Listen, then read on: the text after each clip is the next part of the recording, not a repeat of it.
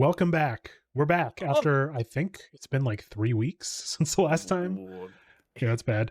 I need Seems to be to, a pattern. yeah. The where funny thing we is just that we thought it was going to take a long time for us to get back into this because I had to finish the entire book, but I finished it in a week. It's just every time we tried to do this, we were just like, no, I can't do it this time, can't do it this time.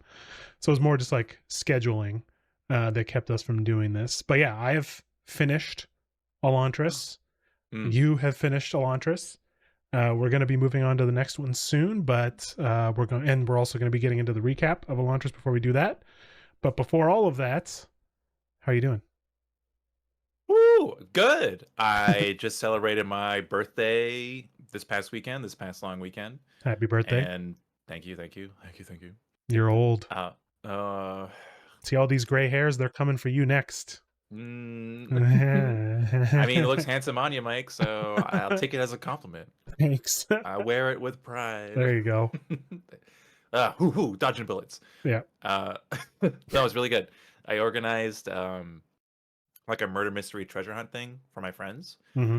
and yeah, a lot of them turned out, but like just under 20, so like 18, 19. Mm-hmm. And I thought it was going to be a lot shorter. I thought they were going to solve all of these on a, you know, very quickly, and then 2 hours later they're just like, oh, how do you solve this riddle? Oh It's boy. like, oh god, you guys, look at the wording here.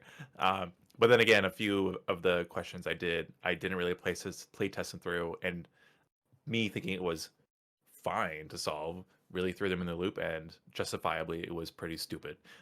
So it just it's my first time, Yeah, but that's everybody fine. really enjoyed it, and they all said that they wanted to have something similar for their birthdays. So Nice. yeah, so yeah, I was very happy for that. That's Then we awesome. went to a retro arcade bar, Greta, Mm-hmm. downtown Vancouver. Earlier in the afternoon, like later in the afternoon, early evening, like 4 to 6, 4 to 7, Mm-hmm.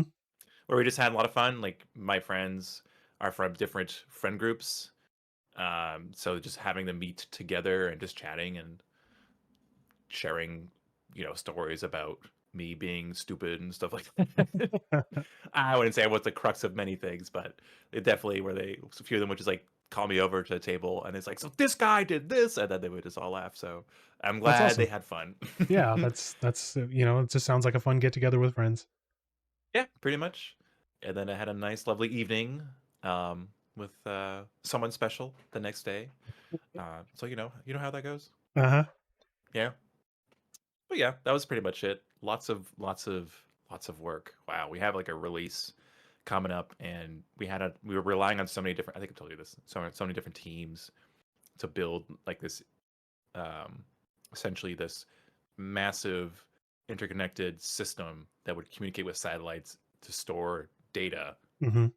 in a database. Surprisingly, but we had a release from a team at the end of last week, which broke everything. And no matter what they wrote in their the release documentation, like most of it was wrong and outdated. And Yeah. so we're just all like fuming over the weekend of just like trying to make things work and stuff like that.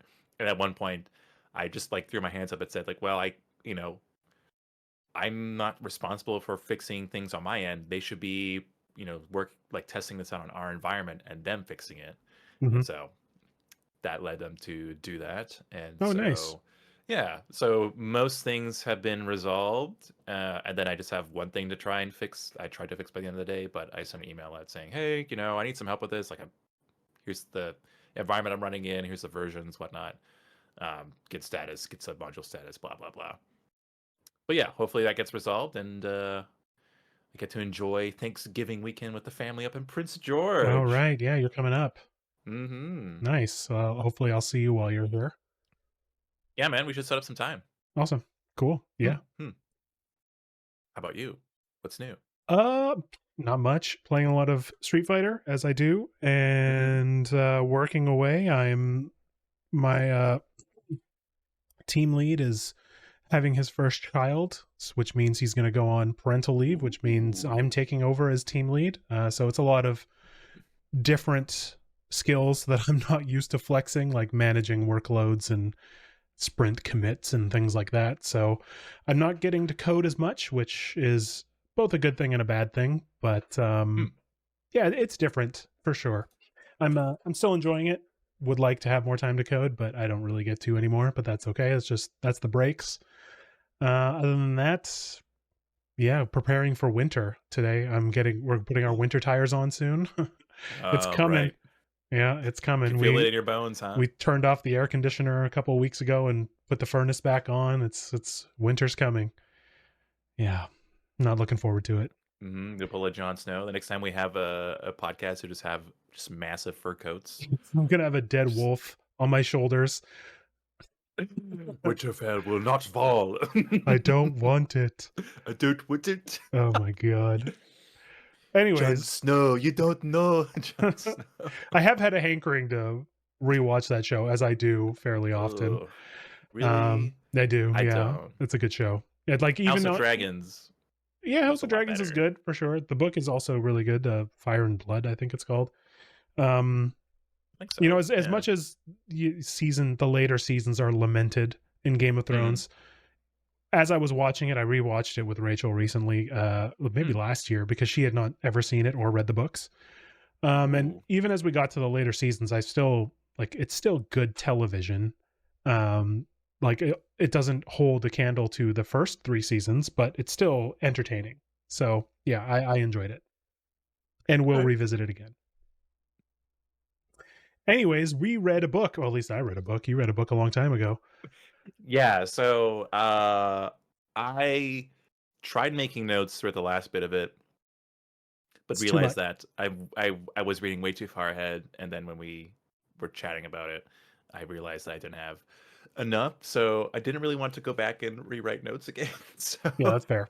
No, that's fine. I remember So certain story beats. yeah, and I've got so there's a website called coppermine.net, which the meaning of probably after we read the next book will make sense to you, which is essentially the wiki for the Cosmere and Brandon Sanderson's works. Sanderverse. Yeah, essentially, yeah. Ooh.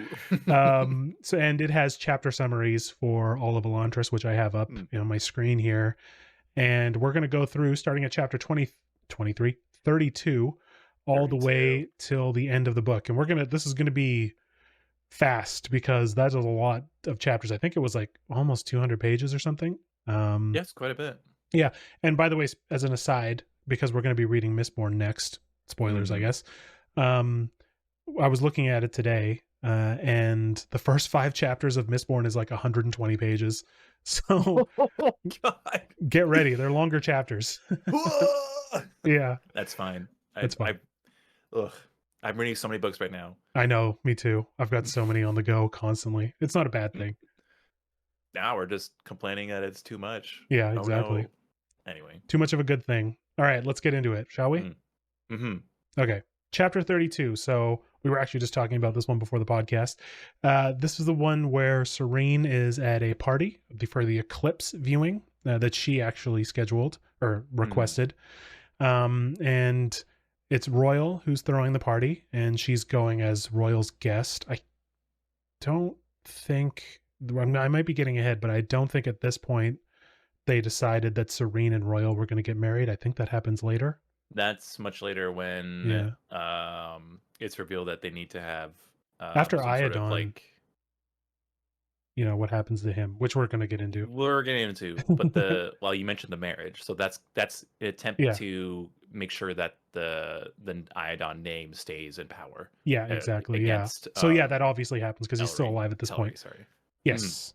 So yeah, the point, or from what I understand, the reason for this is like she's keeping an eye on Iadon throughout this. It's also like a show of wealth, which Royal has to do.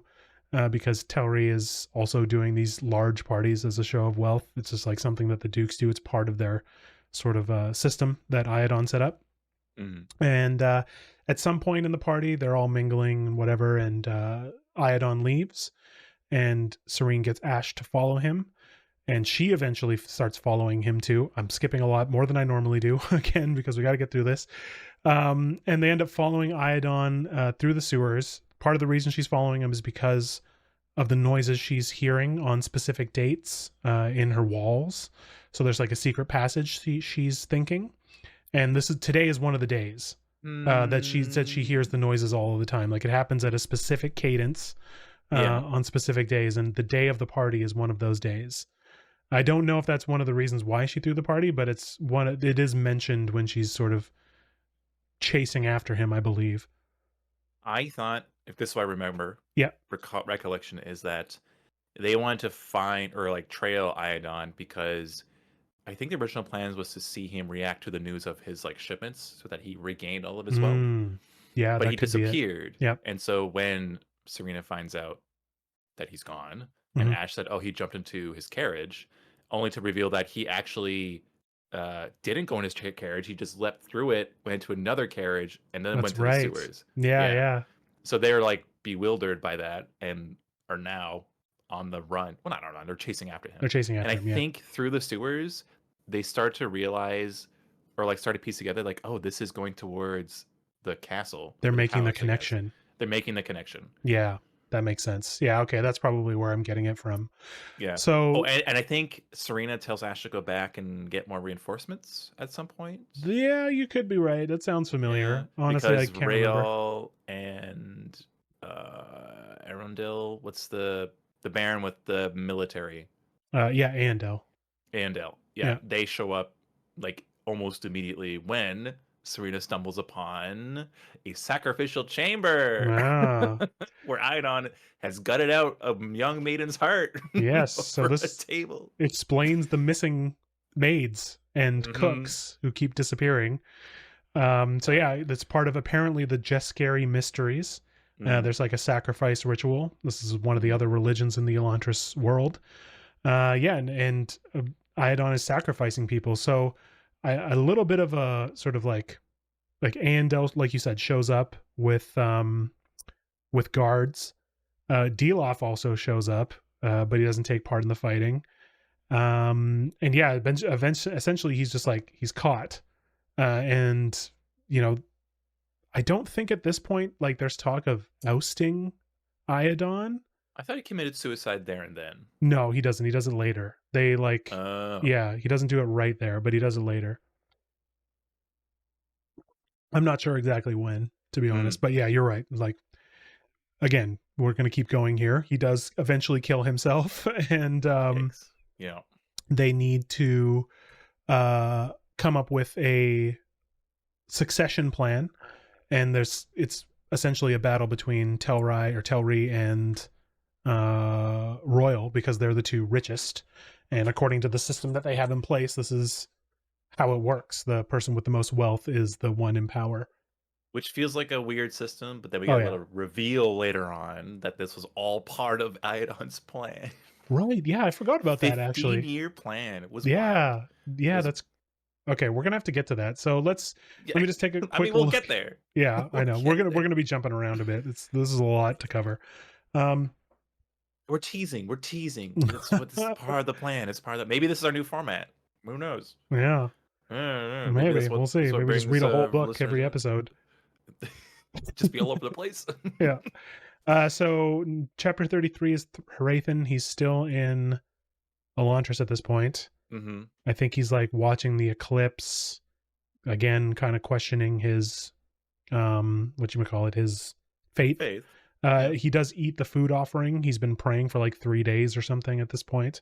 He eats the food offering and then goes back to praying, and it's a very short chapter, and it's a very short summary on this website. He also kicks butt, like Ray, or the wild Elantrians are trying to attack him, and then Sheor's men or whatever. Punches. He's pretty cool. He can fight. We learn that he can fight, because we learned later that he was like trained in like an assassin monastery or something, which is pretty cool. Which we're gonna get into why Alex thinks Dilaf sucks as like a character. That'll be its own segment in the show. Yes, stay tuned. Okay, so chapter 34 is a Raoden chapter. This is when Sheor's men want to join Raoden in New Elantris, and they bring Raoden Sheor's wig, the blonde wig. So we don't really know what happened to Sheor. They probably did something bad. Um, and Raoden, lets them in, essentially. Mm. And then again, he's in the library. He's studying Aeon Dor with Galadon and Karada. Um, they talk a bit about how Seons work. And then Dash, one of the soldiers in New Elantris, informs Raoden of Hrathen's transformation back. So Mm. he's cured. Who's their god, Jadith or something? Yeah. The claim is Jadith cured him, but we all know it was the poison that he ingested, which Mm. made him It's look like an Elantrian for 5 days or something. I think it was. something like that. Yeah. It's Yeah, more of an elixir, yeah, like it's an a elixir. Yes, potion. yeah. The Yeah. guy is like he's a poison maker, but yeah, it's an elixir. You're right. Mhm.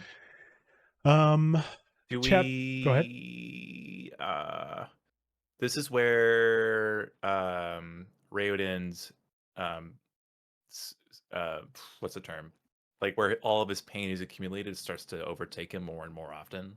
Yeah, like he starts getting, I guess, like, I don't know what it's called. You could call it like a seizure or something. Like he starts It's getting what I would these, describe yeah, it, yeah. yeah, which is just like the intense power of Mm. the door. Is something is happening. It's causing something to happen to him where he essentially, like, he has a seizure. Like from his point of view, it's like a bright light and just like a pulsing power that's trying to like flow through him, and it paralyzes him and he falls to the ground. And it lasts for a little while. So yeah, a lot like a seizure, and then he comes back to. Yeah, I think this is around here is where it starts happening for sure, or where he starts talking about it more, and we get insight into what's going on with him as this is happening. Mm. So yeah, 35. Again, I'm just like reading. This is a Serene chapter. She's talking to Evan Teo. If any of this rings a bell, help me out here, because we're just. I think this is where it's discovered that Iodon dies, commits suicide. I think you're right. Yeah. And so everything, as soon as he dies, Teller makes his move. So the whole city guard Mm-hmm. sides with him. Yep. A lot of the nobles side with him because I think it's because of the work that I want to say Dilaf and Rothan have made with the nobles to sort Mm-hmm. of like provide extra funding through the feudal empire, which Mm-hmm. Tillery now has control over. Um, so it's the action to the the last defenders of Arelon, I guess, as a whole, not just Kay, but Mm-hmm. for Serena to, I believe it's Serena's plan or Raelda's plan. Who Rael's plan? I don't know. It was like a suggestion or just like a offhand comment to be like, oh, what if you guys would? You'd be like the most unstoppable duo against Tellery at the moment. And they're like, It oh yeah, was we would do that. Shuden who actually suggested it. Was shooting? Okay. Yeah, in like an And offhand kind of way almost. and then it takes root and they're like, yeah, this would make sense. And like later on, it's kind of cute to listen to Serena and Rael discuss like what it means to be married. And Rael's like, I know I'm an old man, but this is just a marriage of politics. Like you can still Mm-hmm. love who you want. Like I'm not going to hold it against you. Yeah, he's pretty old. And yeah, and Yeah. Serena's like, oh, like you know, it's like not of all the people to marry to, like you're the greatest person. So it was really cute. Yeah, it was really nice actually. Yeah, Mm. and you're right. This is exactly what happens in this chapter. The only thing that we did want to that we should bring up is that there's this guy who's the head of the Oh yeah, that's Harathi right. patriarch, Senalan or something. Yeah, I'm more like Um, blonde douche nozzle, but whatever. We'll get there. have you seen Hitchhiker's Guide to the Galaxy, the movie? Yeah, yeah, yeah. Do you know who Sam Rockwell is in that movie? I think so. He's like the Macrothea. Macrothea. He's No, is it the Zephod. blonde He guy? plays yeah, Zaphod Babel Brox. Beeble Beeble Blocks. Beep. Yeah, Boobab that's who Doobada. I picture as this guy the entire time. That he's like in my Oh. mind. That's who I was picturing. Which actually made Yeah. this quite fun for me to read his scenes because I was just picturing Sam Rockwell as this guy. Yeah. Anyways, Fair enough. Fair yeah. enough. Okay, 36. This is we're picking up with Rathan after his transformation back. He's going to his what is it called? Chapel, Chapel. parish, Yeah. whatever. Yeah.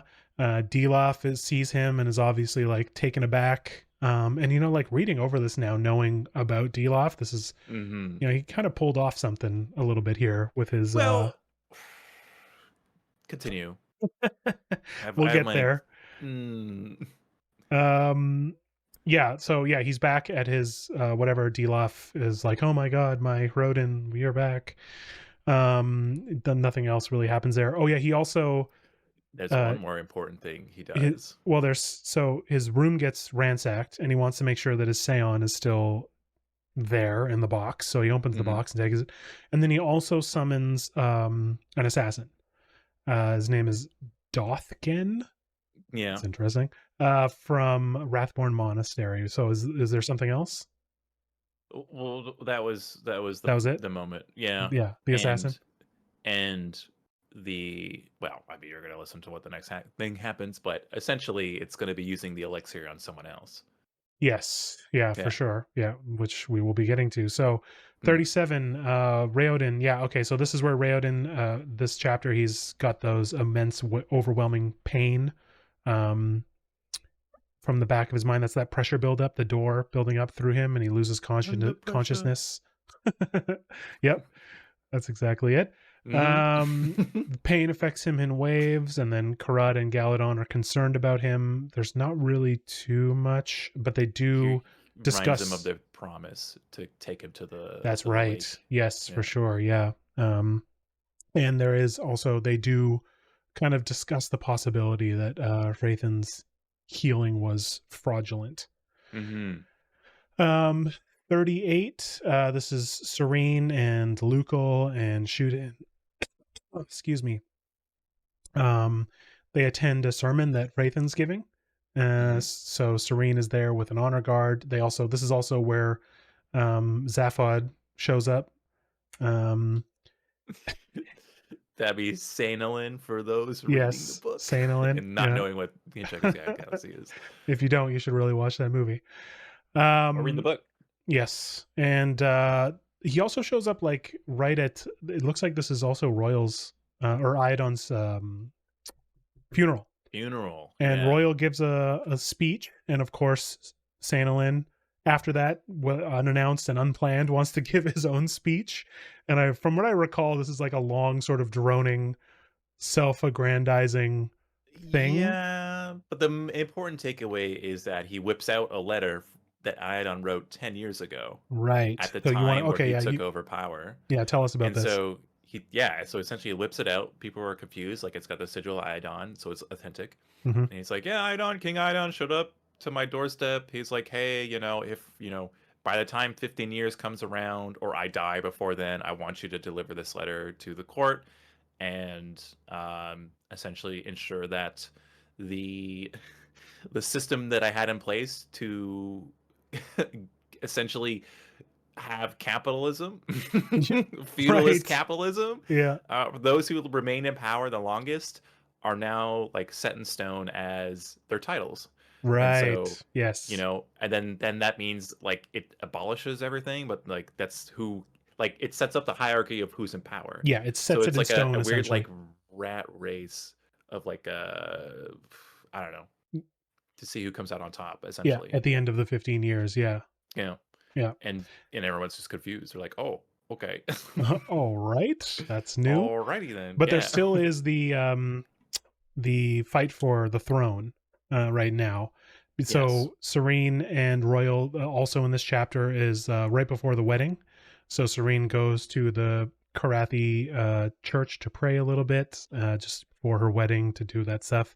And then at the end of this chapter is where her bridal veil is removed, and we find that she has been taken by the Sheod, or has she?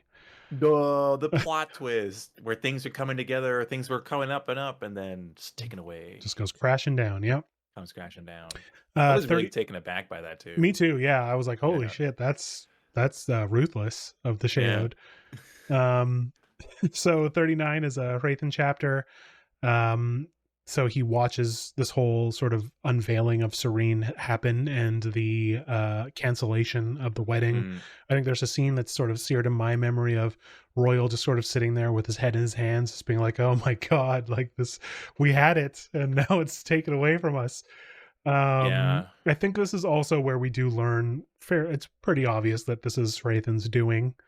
Well, it makes Um, sense because if he's like finally he's like confirms that Talry is now in position to take over. yes, Things will be yep, fine. No bloodshed is needed, yeah, he and kind of solidified implies that he solidified that used the position. last elixir. Yeah, exactly. Exactly. Yeah, for sure. So chapter 40 is so Raoden and Galadon are wondering why the guards have vanished from the wall. So it's Mm, because they are flocking to Telri and sort of working for him now. mm-hmm. Um, let's see. Oh yes, and the new arrival comes to Elantris. Yeah. Serene, yeah. And we have to remember at this point, because both of us have read the rest of the book. At this point, Serene is not very happy with Raoden. Um, she's because she thinks that Betrayed. he's a She feels gang betrayed. leader and he's Yeah. not feeding a lot of the people, which he's true. He's not feed. He wasn't feeding any of Sheor's men. He was just feeding the people of New Elantris. So yes, they meet again, but she is not very happy. Um, 41 is so this is where Serene gets taken to New Elantris for the first time by Mm, Spirit. She still doesn't know that he's Raoden. Doesn't find out until much later, actually. But she sort of starts to turn a bit on her assumptions about him, seeing mm-hmm. what he's done with New Elantris and these people who have a purpose and who are happy. And she shows him like what she did with like the box full of nails, the seeds that she sent, like all the crops that he's been growing.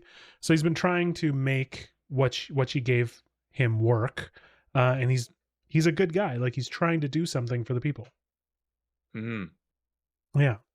So just a bit of a change in her perspective. I'm gonna skip over more of that chapter. I can't remember exactly what happens. Do you remember? Uh, I think it's more like teaching Serena about to like essentially like, oh hey, you know how to read these books. I need you to help me like uncover this Mm, while you can. that's right. Yeah, and Yeah. she also she also takes on like Raoden can do the Aeon door. You can draw the symbols and stuff, and Mm, she tries to do it for a little while, but finds she's bad at it. Which, if you'll mm. remember, in the early chapters, people remarked how bad of a painter she was. So she's bad at doing the Aeon, so she gives Yeah. up and starts reading books just on like political theory and stuff. Yeah. And Yeah, she because stumbles upon some interesting Jadith religion stuff later on. oh, okay. You want to? I don't Yeah. remember. You want to remind me? Like we're just gonna hop around a lot, anyways. So Fair enough. Okay. yeah. Well, but we should also emphasize the fact that Ash showed up, right? Yes, To see that's right, Serena. and that's a huge tell that she is Mm, not. But that yeah. they don't like make that connection. The Raoden and all of them, they don't. I thought they didn't notice. Like my assumption is that Ash showed up unannounced, whereas Serena's by herself in the library, and they converse. And I think Serena's like, "Oh my god, you could listen to me. I'm not insane. You're not insane." Mm, And I don't think the two of them understand that this isn't really the Sheo taking her over. right. Um, Yeah, I don't that know. could be. Yeah, no, that Yeah. makes sense. Yeah. And I think it's later on where Ash shows up to tell the news to Serena, where she's talking, like in the middle of her talking with the rest of the new Elantris crew, Uh-huh. that they like notice that like, oh, like if you're affected by the Sheo, you shouldn't be talking to your Seon. Like Ash Yeah. should be crazy by now or something. Exactly. Yeah. Yeah. And then she makes a connection, which is, Serena being clever. Uh, Sanderson, did you forget a plot hole? Hmm. he may have. It's his first Hmm. book. They get better, trust me. Hmm. Okay, fine. Okay, chapter 42. So Rathan has regained control of his Dorethi chapel over Dilaf. Hmm. Dilaf is still crazy with his hatred of Elantrians. Um, but Rathan sort of feels confident at this point that he can take over Arelon without bloodshed because, Tauri is about to be installed as king. Hmm. He's got control of things now. He's got the assassin come in, got rid of Serene for a bit. Like things are looking up and up for good old Rathan. But then things go bad. especially when Talry says, "No, I'm not gonna do what you want to do. Yeah, I'm gonna do what I want." Telri's such a Like dummy, big baby, essentially. like father, like daughter, I guess. Yeah, I guess. Yeah. Yeah. Um, Ooh. 43 is Raoden and Galadon. So they found this tower that sort of gives them access to the top wall of Elantris. So they hike up there to try and see what's going on. And this is where he sees all of the missing guards sort of moving towards Telri's place. Like, or at least he figures that out somehow. I'm not exactly sure. I think, is this where he shows the Aeon that can do the magnification? At some point, he does draw an Aeon that can like magnify, like it works like a telescope. But I'm not sure if that is this chapter or not. He might not have figured it out yet. I feel like that's much later I feel like it is because too. Yeah. because it's pivotal that Serena is the one that says, "Hey, these Aeon doors look like the land of Erelon." And then Yeah. everyone's Yeah. like, "Oh my god, you're right." And they go back to like all of these books and all like the different drawings and they remark that, "Oh yeah, the original shape that like that you need to start every new Aeon door sign with, you have to mark out like the land itself." The river, Yeah. the coastline, that kind of stuff. So Yeah. they just like, oh, and it's it's like satisfying to know when things finally click in near the end, where it's like very much like a high speed chase. Hmm. But they start like refining that drawing of Erelon a bit more, and they could feel the power of of Aeon Door. That's Yep. that right? Yep. Of was it Aeon? And or yeah. Aeon Door, like Yeah. rushing through, but like like being taken aback, like it's not coming through the last barrier Right. to the summons of these spells Hmm. essentially. Hmm. um I think we've went ahead, but you know what, we're kind of mixing It's in all good. chapters It's as we're fine. going through. Yeah. It's fine. We're I think we're we have a lot to cover. yeah. Okay, Yeah. I think it's in this chapter. If I check the summary here, yeah, so this is where Serena comments that like the Wern and legacy, or dynasty, I suppose is Hmm. the right term, apparently is manufactured because she found Right. a poem or a description that's long predates uh like the Jadath religion, where it shows that Jadath was just a minor god of the land, I think, or something like that. Hmm. Yep. And so later, like, it's just a big revealing factor, but it's not really used in this book at all. It's It's just true. like it's just like, oh hey, look at this, it's a Yeah. sham. Yeah, for sure. That's true. It might, so there is speculation I've heard that there will be like sequels to Elantris at some point. So Oh, cool. maybe we'll learn more about the Empire and stuff like that after. But Hmm. yeah, that could come into play in later stories if they ever happen. But yeah, you're right. And in terms of this as a standalone book, that is mentioned and it seems like a pretty big thing, but then it's never really talked about again because the scope of this story is a little bit smaller. Yeah, it is a bit smaller, Yeah, which is fine. it's It's fine. just Yeah, no, it's it's a like a good lot story. of lore dumps, for Hmm. lack of a better Yeah, term. for sure. Yeah, Yeah. that will happen in the Uh, library. Speaking of lore dumps, I think this is where she tells everyone that King Idon committed suicide, which really affects That's Raoden. right. Yes, yeah. He's very taken aback by that. Of course, it was his father. Um, Yeah, he had some reservations about him, but it was his dad. yep, for sure. They didn't You have the know, best relationship, but still. no. So chapter 44 is a serene chapter. So this is where she goes into the details surrounding Iodon's death. Hmm. And Spirit is sort of pressing her for more details. I think she talks about the marriage to Royal too. And obviously Raoden knows all of these guys very well, so he's trying to piece together what's going on. Hmm. And then Serene sends Ash to outside to spy to see what's happening with Telreed, if he's taken the throne yet. And Ash does return and tells them that yes, Telreed is now king of Erelon. Yes. Uh, which we get to see a bit of Hrothen's demise from this point on, essentially, where Hrothen thinks he can manipulate and control Tellery because appears to be such a simple-minded idiot motivated by money, like wealth. Hmm. Um, but I think he failed to take into account that Tellery is stubborn and Yes. selfish Yep. and acts on his own impulses and desires and no one else's. Yep. Absolutely. He's not a good leader. That's for sure. No, he's not. No.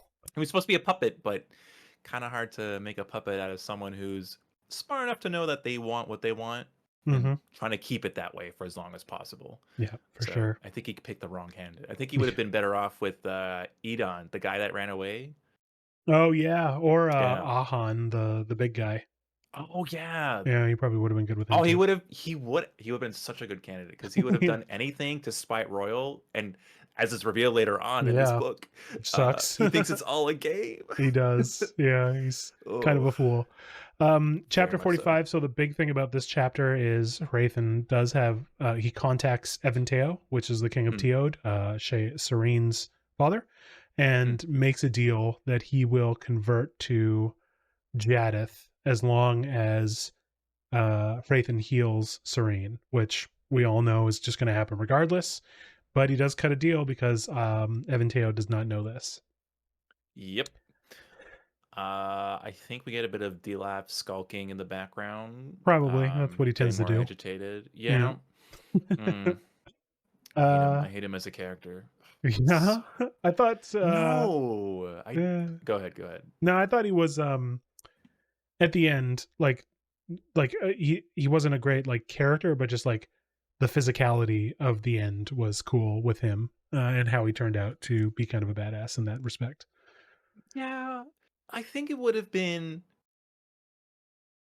We can go into it later, but my initial impression of Dilaf was that he was pathetic and weak and was going to be a loose cannon and make a mess of everything. But as we'll see later on, he's apparently a lot more wiser and smarter than Hrathen is. Like, that's how Sanderson kind of written to us, that it's quite the inverse, that Hrathen is more wise and Dilaf is kind of like a troublemaker, getting in the Mm, way, hmm. right? Being more impulsive and then logical. But I mean, later on, it's Dilaf is very much insane. Yes, 100%. Yeah, for sure. Yeah, which reminds me of a character from The Boys, the comic book, because the show is different from the comic. But Uh, we'll go into that later okay, sure. if we 40. have time. We'll see. We're gonna speed this up, man. No, Mm, that's fine. 46 is spirit chapter. Yeah, so obviously he's a little down because mm, his father is now dead. yeah. Um, oh yes, Serene. That so Hrathen is on top of the Elantrian wall, praying loudly. So I think this is the show that he's praying to Jadith, so that Hmm. he can heal Serene. Um, We get I think that we missed the part where this is where Serene mentions that it looks like the Andor stuff looks like Arelon. oh, okay, so this is where it happens. Yeah. Mm-hmm. Yeah, that's a big connection that plays a part. Yeah, so yeah, you're right. This Galadon gets a map, and they sort of compare it to the Aeons. So it's a cool connection, and Hmm. it starts to help them sort of figure out how to fix it. Yeah. Yeah. Oh, So Serene's appearance reverts yeah. at this So point. she is healed thanks to Hrathen and all of his praying. Uh, Sure. and then yeah, she has to leave Elantris even though she doesn't want to. The new Elantris. Mm, She likes it there, but yeah, she does have to go back. And chapter 47 is where she does finally return to Kay. She goes to her uncle's place because that's really the only place now that she can't go to the palace. She could go to Royals, which is I think where she does stay for a little. Oh no, that's where Raoden stays, but we'll get there. yeah. Yeah, so she returns to Hunky K's Hmm. place. They talk about how Telri is taking the throne. Um, and yeah, she learns that her father has vowed to convert to uh, Dareth, whatever the Shudareth. religion is of Shudareth Yeah. of the Empire. Hmm. 48 is a Hrathen chapter. Hmm. This is where we learn about the kind of king that Telri is. So this is where he tries to meet with him. He has to wait. He goes to meet with him. He tries to, say like, okay, we're going to start the invasion now. There's going to be no bloodshed. And then Telri's like, well, what's in it for me? As if he wasn't already made king. So he's like, he's essentially being a little shit at this point. I think he does two things that are really piss Herathan off. He actually gets promoted to his like stature, like Yorn. So Mhm. not king, but then also Yorn, like head priest. And then, made the demands to Wern himself. Was like, yeah, don't worry about it. Oh, You're that's useless to me right. now, Herathan. Yeah. Yeah. So Yeah. super pissed. And so Yeah. now we'll see Rothan kind of like seeing everything unravel before him, trying to clasp at whatever he can to make things right Hmm. because he's got no time left. Yep. Yeah. So, yeah, that's interesting. He essentially just went over his head and talked to his boss. And his boss is not someone that, like, according to their religion, only the high level Yorns can actually talk to Wern. So who knows if he'll even read the letter. Yeah. 49. So this is the chapter where they kind of figure out what's wrong with the Aeon door. So they realize that the realization from the earlier chapter is that all of the Aeons represent the land that is Elantris surrounds. So it looks like K, and it looks kind of like they all start with a map of it. But when the Raod happened, a giant chasm opened up, and that chasm is not reflected in any of the Aeons. So once they draw that chasm in the Aeons, it starts to fix them. So the first one the first one that It's they not do is a fully complete. fireball, and it like I love it lights. with a fireball in a library. Yeah, I Oh know. my That's god. hilarious. It just Oh. lights up some of the books, so that sucks. And the other one, the important one, is the Aeon Sheo that they learn can make an illusion. And it can attach to a normal person, but it can't attach to the Elantrians, like their skin. But they learn that they can attach it to their clothing. So essentially, Raoden and Galadon can disguise themselves and look like something completely different by attaching this illusion to their clothing. So it's a way for them to leave Elantris. Bum, bum, bum. Disguise. The masters of Mm-hmm. disguises, if you will. That's right. I wonder where they're gonna go next. Yeah, I wonder where Raoden's going to go. Straight to Serene. So chapter 50. Kinda, sorta. He does, yeah. Yeah. Chapter 50 is a Serene chapter. So they're talking about Telri being king. He's delaying his conversion to Dorethi, which they don't actually know why. Oh, yeah, and the ladies group, they're still fencing. How lovely. They're still getting their exercise in. They're watching. Gotta get those steps in. Yep, and this is where there's the arrival of two doulas from Douladen, one named Kalu, and his servant, who I can't remember what Galadon. So Kalu is we're going to get into it. Kalu is Raoden wearing the disguise, and his servant is obviously Galadon. We don't know his name, and Serene immediately does not like him because he's like really outgoing and he's sort of aloof. Like aloof. Yeah. And she ends up like Kalu shows up during the fencing practice and she ends up challenging him to a duel. And Raoden does know how to fight, so he can handle himself, but he does end up getting a little, I think, cut on his cheek or something during this encounter, if I remember correctly. Yes, and Serena notices that, or she felt it strike, but she doesn't see the effect. Yes, take because of the illusion. So, yeah, and then that's where Raoden just like a minute defeat. It's like, oh, you're really good at it. Haha, you really are the best. Okay, stop now. I've had enough. Don't try to kill me, wife. She doesn't know that yet. She doesn't know that yet. Yeah. So 51 is a Hrathen chapter.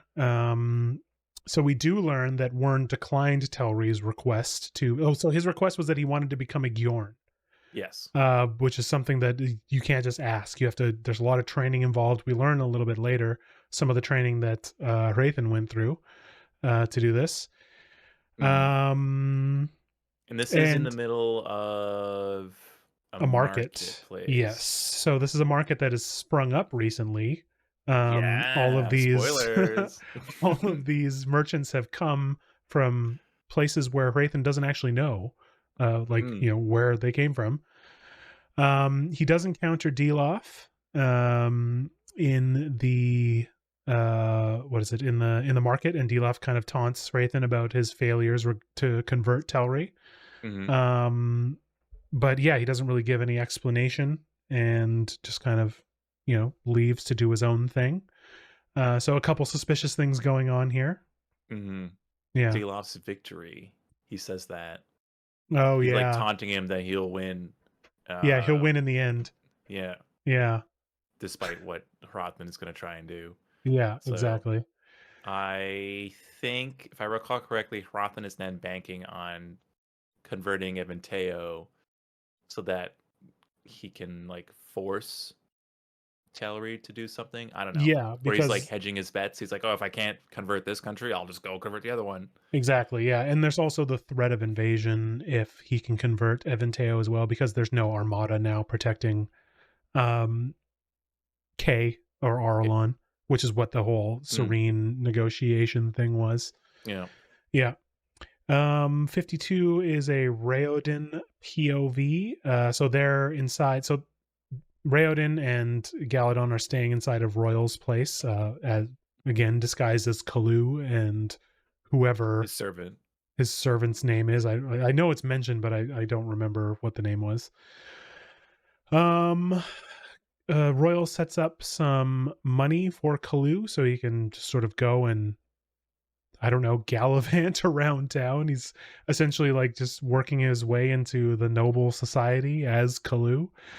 He's Um, trying to reintroduce himself to his old teammates, yeah, which where we'll see later on he does actually go to Kay's place, Hunky K, yes, and he kind of drops. I mean, we're getting ahead of ourselves here, but uh, he lets Rael know who he is beforehand, which makes Royal Royal. introduce him to that circle Oh, interesting. I of didn't catch that. fighters. Okay, yeah, that Yeah. makes sense. Well, I think it's later on in the chapter where uh like Galon is talking to Raiden like, "Oh, what are you doing? Like, why are you going to meet all these like nobles? Like, you're gonna ruin your cover even more. Hmm. Don't you like? I don't know if you could trust them or not." And then Hmm. Raiden mentions that he dropped like some hints to Rael, confirming that it was indeed him, and this is it's like there's like an interesting conversation inside the guest room between Royal, And Kalu. and Kalu. Yeah. And so there were things that Raiden only knows that Royal then would, acknowledge. And so Hmm. when Kalu talked, like, was telling Royal that, uh, there's like a further discussion of like, oh, so I guess it's time to have you meet everybody else. Um, I think because that was the point where the introductions were needed, and that's where we see him, and it's revealed that it was indeed uh Raiden the whole time. Right. Yeah, Yeah, because that he like happens in, yeah. So that happens in this next chapter, chapter okay, 53, all right, which is a serene perspective one. So this is where Kalu, like you were saying, gets into the inner circle, Serene's inner circle, mm-hmm. and they have a meeting. And Serene finally, also kind of quickly, realizes who Kalu is and goes to confront him, realizing that he's Spirit. And I think this is also where it's revealed that Spirit is Raoden, where this connection is finally made because all of his friends are there. They're like, oh my God, okay, it's Raoden, obviously. Mm-hmm. Um, and this is also where, so they're having all this discussion about what they can do to take over Telri. Um, they want to try and dethrone him and install Royal as king. And this is where Ahan, the big guy, leaves the room claiming an upset tummy. And then Mm-hmm. he comes back Mm-hmm. with Mm-hmm. Telri and a bunch of guards, and then Telri So kills Royal for dumb. treason. And So out of the Ahan's like, I got the blue. best of you. Like he does the I got the best of you before That actually is, Royal does yeah. kill him. But this guy, Ahan, this idiot, Like, what is this king? What do you think this king is going to do? That he's just going to slap him on the wrist and let him be like this? He doesn't. It's like Well, he's living in a different world. yeah, pretty well. That's the thing. They're just so out of touch with reality, the situation that they're in. They Yeah. think it's just all a game at this point, Yeah. or to Ahana anyway. But to everybody else, it's very much life or death. Yes. State of the kingdom versus it being taken over by, Yes. you know, the, an empire of Hmm. greater magnitude and controlling and evilness. I guess I'll Hmm. be Yeah. able to put that there. But I think yeah, this is probably like the moment when um Telri gets one of the guards to kill Royal. yes. It's probably a moment where Ahan's like, "Oh shit, okay, this is what's happening." Oopsies. Yeah, my Oh. bad. Uh-oh. Oh. Stinky. Yeah. Good lord. And okay, so Ugh. I kind of misspoke. So after Royal is murdered, this is where Spirit drops his illusion but puts on another illusion that Oh. makes him appear as Raoden. So he drops one illusion for another. And Well. that's when his friends recognize. So I can read the part to you if you're confused or if you doubt me, because I see that look of doubt on your face. Hmm. Okay, let's see here. Correct me then. I'm Telri has waiting. Royal killed for treason and orders the assassins found and killed, and the rest of the nobles killed as well. Spirit drops one of his illusion disguises and now appears as Raoden, causing the guards to hesitate. Tauri is confused by Raoden's sudden appearance and flees along with his guards. Raoden tries to heal Royal's wounds but fails. The Duke passes away. The nobles welcome Raoden back. That is the end of chapter 53. Okay. Yeah. I didn't That remember makes that part sense. either, but yeah, he does, and he also does try to use the Aeons to heal him. But again, like you were saying earlier, they don't Hmm. have it quite figured out, so it's not as powerful. So what you're saying is I'm still technically right since he did introduce himself in the house in this chapter. You're not wrong. Let's say that much. Whatever. Semantics. Well, I'll let it slide. If you've seen Big Lebowski, you might remember that quote. You're not wrong. There's more to Not that wrong. quote, but I won't go into it. Um, Teasing the audience. chapter 54, a Hrathen chapter. What happens in this one? Oh, yes, he finds out that Royal's So been executed for treason without trial. yeah, Yeah. and Raoden's back. Yes, Raoden's back, and that's a problem for Hrathen. A huge problem Yeah, because he's got to get Telri to step it up. exactly. And he goes To to make see sure that he Telri, stays. but Telri won't see him That's because right. Telri's a little dummy. Oh my god, that's right. Oh my Yeah. god. Yeah, that's a very short chapter, and that's also the end of part 2. So part 3, the spirit of Elantris, which is pretty Well, short, like wait, wait, wait, 4 or wait, 5 wait, wait. chapters. There's a coup. There's a coup that happens, right? Was it this chapter or the next It's part definitely not three? this chapter. Look at, are you looking at the same summary I'm looking at? This chapter's like, this summary's 4 lines long. Someone launched an attack though. Let's check out the summary. It's the chapter 54. It's like, it's very short. Hrathen goes to confront Talry, but he's made to wait. Hrathen then witnesses Aemdil's guards launch an attack on the throne Oh, room. you're right. Aemdil slays Talry in revenge. There you go. Oh yeah, see, I missed it. It's Ah. quick, right? Good call. I'm glad you called that out. So I think this is where the Sander Lanch starts to happen, where things Right. start kicking up a notch, Mm-hmm. more and more events start happening, and then we're Mm-hmm. jumping around to different perspectives Yeah. very quickly. Yeah. Take you want me to take it away with this one Yeah, or go for it. Yeah. okay. So aftermath at the house at Hunky K's home. Essentially Raiden just pulls Serena aside to say, "I've been alive the whole time. I don't want to Yeah. like shock you or anything Well, like that. Just like alive, quote unquote, quote alive. unquote." Meh. Yeah. Uh, and it was not his intention to avoid a marriage. He was just thrown into the situation. Yeah. I mean, he didn't want to So be there. it wasn't his. I mean, he's trying to explain to her that it wasn't his fault that he wanted to come back, but Yeah. didn't know really how to do so, and needed to help people in creating new Elantris to make a better life. So he Hmm. kind of needed to make that his priority for the time being. Um, but he also knows that there's just it's like he doesn't have much time left. Yeah. because more and more the Sheod is coursing Yeah, through that his that body and those he's those like being seizures that ripped he's having. apart. Yeah. Yes, Yeah. exactly. And And this is where the magnifying glass thing happens. yes. Go Aeon ahead. Nay. So he wants to see what's happening at the throne room or whatever, the Mhm. palace. And he draws this Aeon in the air and does the chasm mark. And it creates like a magnifying glass in the air that he can like zoom in on things to see, which I thought was Mhm. super cool. I'd like to know what like all of the Aeons do. And also I would love to see like a really powerful like Elantrian like, mess around with all these Aeons and what happens. Did we get a teaser of that later on? Kinda. Yeah, not really. Anyways, you want to keep going? Chapter 56?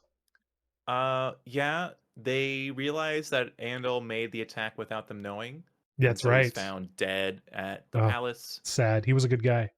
I I was liked him hoping as a he'd stay character. alive. He was really good. He was Yeah. really cool. Yeah. Like just like the honorable knight, you know? Yeah, pretty Yeah. much. But like a foolish knight, he rushes in too Yeah. soon, get himself killed. Mm-hmm. So the was it chapter 56? Yep. They essentially discuss that Andal was foolish to rush in, and now there's going to be such a big turmoil. It's going to be at the start of a civil war essentially, that the whole Mm-hmm. like factions within are starting to be attacking each other. Yep. And the Elantrian guards, I think, start to rush towards Hunky K's home. Mm-hmm. I think, if I recall correctly, this is where Hunky K reveals to be a notorious pirate. Is that this chapter? It might be. I can't Eh, recall. That is because I that Mhm. definitely does happen, and that's super badass. Yeah. Yeah. I He's mean, it's such a cool reveal. I'm like, yeah. oh wow, this is actually really neat. It's because like again, you mentioned that Sanderson does like a bit of like drops of knowledge here and there, and Yeah. later on, it's a connection, which Yeah, is really neat. exactly. Yeah. And if I recall correctly, uh, his role was like fighting against his brother Evanteo, because he was the actual Yeah, succession to he's the the older throne, and brother. he is the older brother, but he Yeah. was casted out. Anyway, I don't think We it's in this chapter. Yeah, but yeah, it might not be. But just to speak on that, we don't actually learn all of the details of Hmm. the whole like succession that happened in Teod. But a Yeah. couple cool things is that they do it has been mentioned a few times that um Hunky K has a hoarse voice, and his pirate name is Driok Crushthroat, I think. But they correct it, be like his name was Driok Crushed Throat because of his hoarse voice. Like that's where the name came from, Oh, but people didn't realize that it was actually Crushed Throat, so they called him Crushed Throat. So he's a pirate that crushes throat, where really he's a pirate with a crushed throat. That's the gotcha. yeah. That's one thing I thought was That's the cool. twist. And he also has a giant battle axe, and he's a big dude. Yeah, And at some point, he uses the battle axe multiple times on one of these like hyper priests that are we're gonna invading. get into that. We're Yeah, gonna we're get gonna get into it. that. Okay, pick it back up. So the guards come to the home, thinking it's gonna be attacked, but Raoden essentially has given word to all of the nobles in the city that he has returned, and he wants to make a speech about it, that he's going to take over the throne now that Tellery's gone. He's returned, right? It just makes sense that this is the case. And so the guards are taken aback by this. They escort them all to the palace, and this is Raoden is still using his disguise, so it looks like him before he's Hmm. taken over by the Sheod. Hmm. And he Yeah. essentially is about to like he makes a speech. All the nobles are there, and he's about to like finish his speech, and then something happens to his disguise. It falls apart Yep. because someone has manipulated the Aeon door, and he could feel it Hmm. to unravel it essentially. Yep. And we see someone slinking away. A Derethi Dilaf, priest. a Durathi priest, and I think it's Yeah. revealed that I think Serena notices that it is Dilaf. I think so. Yeah. During one of the Yeah. perspective switches, Hmm. like Raoden doesn't know who it is, but it switches to Serene, and she sees Dilaf like slink away. Yeah. And so Serene steps up, and while the whole crowd was in a ghast of the true revelation that Raoden is actually cursed with Hmm. the Sheod, she roused everybody up, saying how great of a king he is, that he's still, despite being a launch in appearance, he's still him, and Yep. he's the best person that he can possibly be to take over, Yeah. and that she sides with him. And that convinces most of the audience. Yeah, surprisingly. Yeah. And then Zaphod is there as well, and he just nods. Yeah, he just does his thing. He's probably He having a just drink in the corner. attends.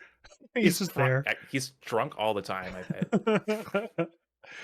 um Oh goodness. there's I also think like, that's what I got yeah, from and that. it is revealed that Dilaf is the one who removed the illusion. Mm, So there's obviously a lot more to him. Um and yeah, we don't know why or how he did that.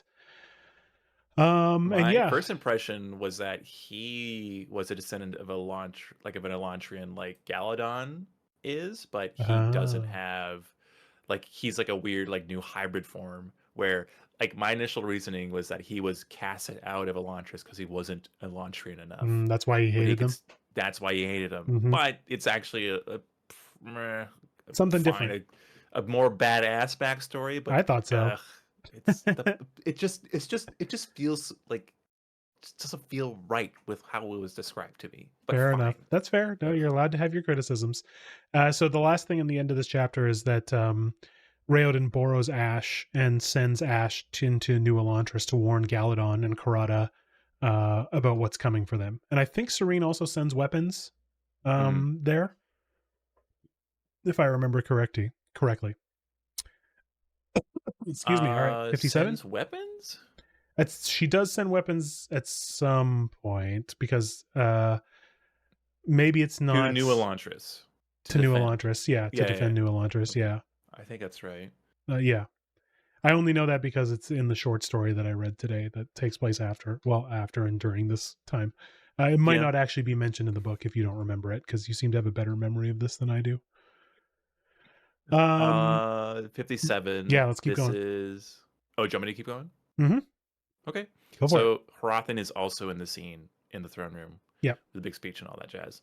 Oh But yeah. then sees Dilaf leaving and kind of gets a hint that Dilaf was the one that caused the The the illusion to drop. illusion to drop. Yeah. Exactly. And so, noting that he kind of lost, taking over Arlen at this point, he decides to just follow Dilaf to see where Hmm. he's going. And then he ends up following him to the Merchant Square, not to the chapel. Yeah. And so, in the end of that chapter, Dilaf calls for all the merchants that are there come out and to start attacking, and they remove all of their robes to reveal that they are The like monks of Dakor monks. Yeah, in the twisted warrior form. So like their skin is like hardened, crazy. Yeah. and like it's almost like there's like armor under their skin and it's all like deformed and Mhm. stuff. They're big, they're fast. They're definitely warriors. And What's yeah, really oh, go ahead. they kind of resemble a race from another book. Book of the Um, Mistborn trilogy or I'm not gonna say. I'm not series. gonna say Ooh, which oh. series, but Uh-huh. Sure. this reminded me of a particular race from a particular Sanderson book that we will be getting to at some point. So mental Fine. note, write it down. We'll talk about it when we get there in a couple years. If you remind me saying, remember Dilaf, I'll be like, oh, that fucking piece of shit. Yeah, I'll remember. I'll Okay. remember that. All right. All right. Fair enough. I'll remember. But we'll see more of like the powers that the Dracor priests have. It's crazy. That's cool. Like Dakor priests, sorry. Yeah. Like I think it's just the most like well-known monastery in the Fjord Empire because the most like ruthless, Yeah. the most intense, They're and vicious. it's like the most torturous of all Absolutely. Yeah. because they manipulate you at a young age, your body that is. Hmm. Like your bones are like modified Yeah. They torture through you. Aeon Door. Yeah, Yeah. exactly. Yeah. Through Or magic. to Yeah. like a form of Aeon Door that's Hmm. specific to them, Hmm. which like imbues the user with magical abilities. So we get to see that Yep. they have heightened senses like strength, speed, So that's I how wouldn't Dilaf say knew to remove the illusion. Sorry to interrupt you. Go ahead. it's fine. Yeah. I was gonna say they don't get smarter because Dilaf is insane. So No, they don't do it on. That doesn't work on the brain. no, no. Yeah, Could you no. imagine? All this torture makes you better? I don't know about that. Yeah. Weird. Okay. Anyway, 58. So it sounds like this whole like dark horror revolt Mm-hmm. like happened overnight because then Raoden gets up or something, or he's like resting.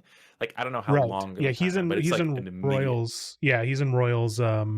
So I think probably what happened is like after the coronation, essentially, he Mm, went back to Royals to like relax or to wherever his king chambers are. I don't know if exactly where he is, but yeah, mm, he is sleeping and he wakes up to the Dakor monks attack. right, Yeah. gotcha. Oh, Okay. here's the separate. There's the supplies. So I do want to Mm, call this out. If you're, are you looking at the summary as well?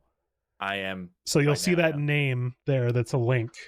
So Hoy, as yes, so as Serene, she clicking the orders. link. Don't click the link. Close the link. Oh, my eyes. Okay, fine. So Hoyd is a character that appears in every Sanderson book.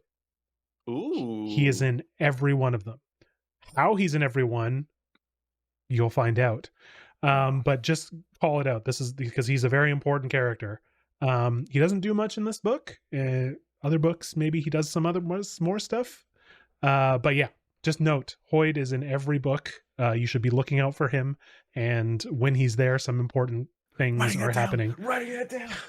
Ah. Definitely do not look at that link. That'll spoil Oh so man. much. Anyway, sorry, yeah, you can keep going. I just wanted to really call that out because Hoyd is an extremely important character. Okay, well, I don't remember this character at all, except for him getting called out to move stuff around. Yeah, this So, is where she tells him to deliver the swords and bows to New Elantris, to okay. Galadon and Karada.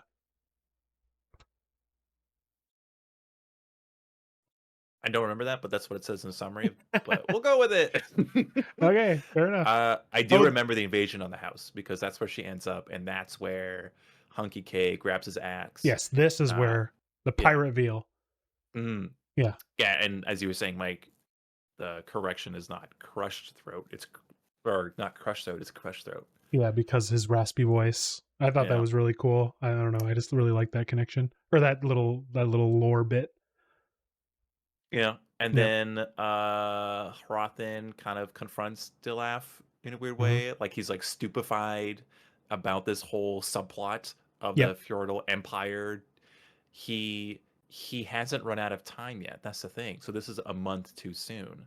Mm. Because I if that if memory serves, he was supposed to be given 3 months and he only had two until Dilaf apparently was supposed to take over and Yep. massacre everybody. Yes. Um, and so he's kind of like pleading with him that if he does this, you're destroying an entire group of people, and it kind of goes against with the teachings, of converting them into like have them follow into this new religion, the true religion.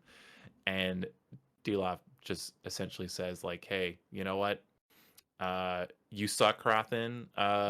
Remember, you're such a wimp. You try to be a Dakar warrior monk. Remember that? Because I do, Right. because I was there the whole time while you were there. And so the reveal is that Dilaf is like how much older than Rothin? Like He's twice his age. yeah, he's a couple hundred years old probably. Yeah, it's crazy. Yeah. Which if you remember further back where Rothin couldn't like pinpoint how old Dilaf Yeah. is, but assumed he was younger, Yep. but then found out that or like listened to the conversation Dilaf had with the rest of the monks, I guess, or the rest of the priests, is that he knows knowledge that normally wouldn't befit of his younger age that Hmm. Yeah. Rothan had given him. So he's like confused by that. And so when Rothan gets a bit of a flashback where he's getting escorted out of the Dakar monastery because he was just not cut out for it. It was Dilaf that ordered him out because he was the headmaster or something like that, Hmm. or the Yeah, he's head a what is it called? A torturer. graduate, the leader of Yeah, the monastery, which is a yeah, higher ranking than what Hrathen is. Yeah, I thought Bjorn was the highest next Yeah, to. apparently we're learning that there's another one because they're the leaders of the monasteries. Maybe, maybe not.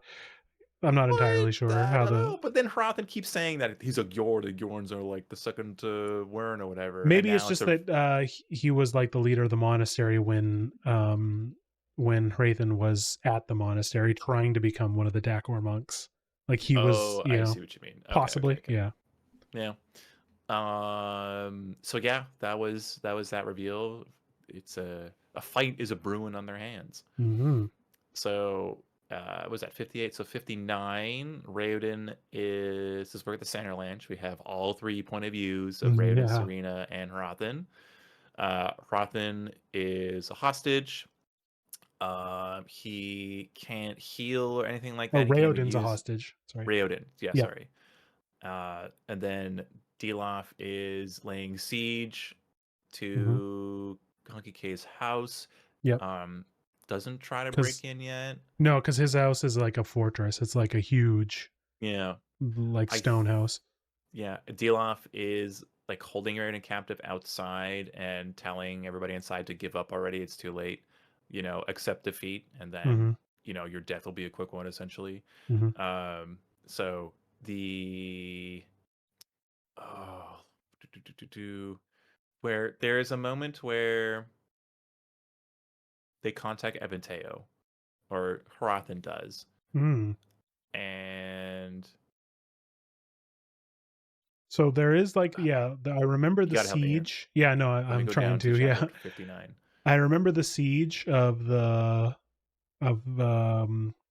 house, and I remember it being pretty bleak. Like Mm-hmm. they're not. It's not looking too good. Like the Dakor monks are very difficult to fight. This is where Dilaf does contact Eventeo via Seon, via I think Raythan's Seon he asks for. Mm-hmm. Yeah, and he just really he wants, like, I think his orders are not only to massacre Erelon, but also to massacre Teod, which we Mm-hmm. find that he does, or he tries to do later. Yeah, he tries to do that later. Because like Harathan is witnessing this, of course, and he like openly revolts, or not openly. He's essentially going against Dilaf and what he's doing. He's like, this Hmm. is not the way that I was instructed. It's not the way of the religion we're part of. Like, you're insane. This is madness. Hmm. Right? We cannot have this happening. Um, and then, yeah, that's right. Raoden gets essentially pushed onto a sword or something. Yeah, he No, gets Dilaf stabbed. stabs him. Yeah, Yeah, yeah, yeah. Dilaf stabs him. Yeah, and that's when he becomes a Hoed. So he's repeating his mantra. His mind is swimming in and out, and we kind of learn through the process that Raoden's going through what being a Hoed is like Mm, his consciousness is like it's described as he's like swimming under the surface, and he's trying to get to the top, and he can hear things every once in a while, mm-hmm. but he can't sort of stay lucid enough to really like communicate in a meaningful way. Yeah, yeah. That's the end of chapter 59, is the stabbing of Raoden, and Mm-hmm. putting, oh, and Dilaf is also ordering all the Elantrians to basically be thrown into a pile and burned, Yep. which is very bleak. Yeah, it just went to 11 real fast. Oh yeah, it's The really gloves jumped up came there. off. Yeah, for Yeah, sure. ooh. Yeah. It got hot, real soon. So this chapter 60, I'm trying to make sure I remember this from memory before I take a look at the summary. Sure. So So, I'll go from so oh, catch sure. me in a few parts here. I'll just start from the summary and see what I miss here. Okay. So this is the chapter where Galadon is trying to get Galadon and Karada are trying to get Raoden's body to the pool, if I remember Mm-hmm. correctly, to fulfill that promise, because he finds that he's Hoed now, and he's just like, oh, this sucks, my friend. We gotta, like, he's gotta, do the fulfill the promise that he said he would. This is also where sort of like Lukel and Kyan and I would say all of the members of Kyan's household are being approached by the Dakor monks. Some of the other Dakor monks are throwing Elantrian bodies onto the pile at the same area that this is all happening. Lukel is trying to fight back, but he's not a swordsman, and he does get wounded pretty bad in the process. He gets that cut on his leg. You're remembering? Is the summary triggering your memory? Yeah, they're I'm getting shooting from the hip here. So they're all getting, like, everybody in Erewhon, I think, who hasn't, tried to kill themselves, or they're all gonna get butchered. Essentially, they're just getting into, they're all going into Elantris to kill everybody there, or that's what Dilaf's doing, and they're hoarding everybody else in there to essentially commit a genocide. Great. And Dilaf instructs them to do that to the Dakar monks that are there, and then he teleports to Teod. So, real cool thing about Dakar monks is that they can't conjure, or they can't use spells to do anything. So they have to. It's like they can't conjure out the thin air. They have to use their body. Yeah. So the larger or the more powerful the spell they have to use, it essentially ties in with their life force. So if I recall correctly, if they're teleporting a lot of people to a long distance, it essentially kills a Dakor monk. They have to sacrifice someone. Yeah. Exactly. And they do it without hesitation, which is so scary. It's super scary. It's insane. And so Dilaf teleports, I think, to Serena and Hrathen, both for the same reason that, well, Serena so Dilaf could show her that everything is useless. I'm going to kill your dad, type of dealio. And to Hrathen saying, like, you stupid Gjorn idiot. This is how the world's going to work. Yeah. Pretty much. So he's also revealing his backstory. Yeah.